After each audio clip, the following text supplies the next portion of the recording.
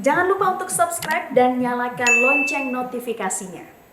Pemirsa, setelah melakukan serangkaian proses, Polres Wonosobo menetapkan pengemudi bus pariwisata sebagai tersangka dalam kecelakaan maut yang merenggut 7 korban jiwa pada Sabtu dini hari lalu. Tersangka terancam hukuman 6 tahun penjara.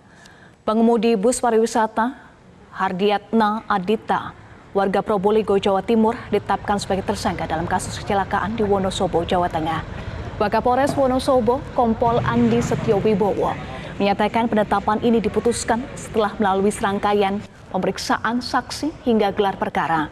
Sebelumnya, polisi sudah melakukan pemeriksaan terhadap 40 saksi. Sementara untuk uji kelayakan kendaraan, menyatakan kondisi normal dan layak jalan. Dari hasil pemeriksaan hingga gelar perkara pun menyatakan jika kecelakaan itu akibat pengemudi dianggap lalai dan bukan dugaan remblong. Usai ditetapkan sebagai tersangka, pengemudi bus pariwisata terancam hukuman 6 tahun penjara.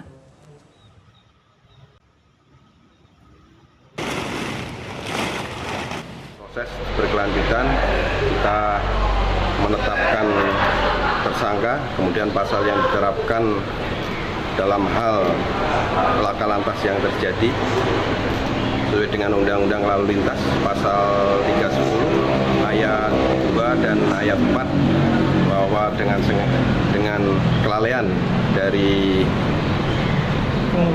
pengemudi menyebabkan korban luka ringan, kemudian korban meninggal dunia. Polres Wonosobo, Jawa Tengah telah menetapkan supir bus pariwisata sebagai tersangka dalam kecelakaan maut yang merenggut korban jiwa di Wonosobo, Jawa Tengah. Hingga kini ada 1 korban luka berat yang masih dirawat di ruang ICU Rumah Sakit PKU Muhammadiyah Wonosobo. Dan untuk mengetahui perkembangan terkini, kita telah terhubung dengan kontributor Metro TV Kiswantoro, langsung dari Wonosobo, Jawa Tengah. Kiswantoro, bagaimana perkembangan penyidikan usai supir bus ditetapkan menjadi tersangka?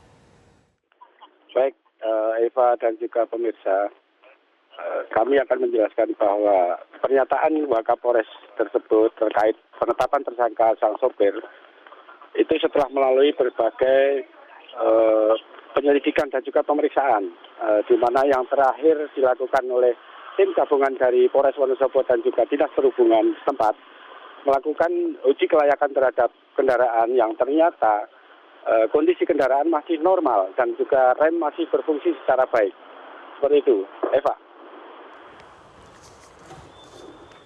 Baik, lalu bagaimana dengan kondisi korban luka yang masih menjalani perawatan?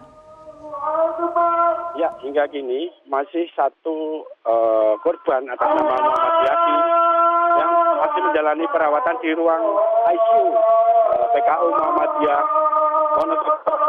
Korban belum dipindahkan ke ruang perawatan umum karena mengalami luka cukup parah di bagian kepala dan juga kaki korban. Eva. Baik, Kiswantoro, sebelumnya polisi menyatakan dugaannya bukan remblong tetapi supir lalai. Kelalaian seperti apa yang dilakukan oleh supir tersebut hingga ditetapkan sebagai tersangka? Ya, jadi begini Pak, jalur dari Temanggung menuju Wonosobo ini cukup panjang, terutama turunan di perbatasan antara Temanggung dan juga Wonosobo. Itu sudah mencapai 10 kilo dengan turunan tajam. Dan di situ memang terkenal dengan jalur yang ekstrim. Maka pihak Polres Wonosobo masih terus berkoordinasi dengan Dinas Perhubungan untuk memaksimalkan rest area yang berada di perbatasan Temanggung dan juga Wonosobo. Eva. Baik, Anda sampaikan bahwa jalur ini, jalur Parakan rawan kecelakaan, dan disampaikan akan memaksimalkan rest area. Apalagi langkah yang dilakukan oleh pemerintah daerah bersama juga dengan Dishub untuk mencegah kecelakaan kembali terjadi di jalur yang rawan ini. Jadi menurut rencana, kemarin kita sempat berbincang dengan Pak Kapolres Wonosobo, nantinya di rest area Pledung atau tepatnya di perbatasan antara Temanggung dan Wonosobo ini akan dijaga petugas selama 24 jam. Jadi petugas ini akan menghimbau semua pengendara beristirahat sebelum turun menuju kota Wonosobo. Begitu, Eva. Baik, terima kasih Kiswantoro untuk informasi Anda.